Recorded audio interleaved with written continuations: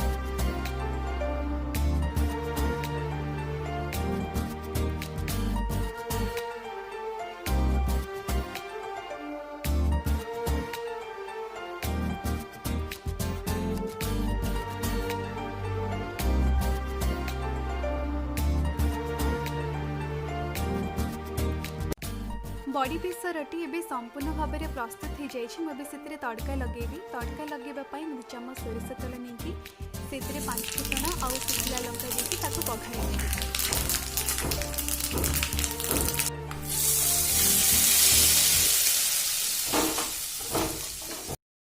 जदि आपण को मोर यही रेसिपीटी भल लगी तेबे मो चैनल को लाइक, सब्सक्राइब और शेयर करने को जमार भूलिबेनी।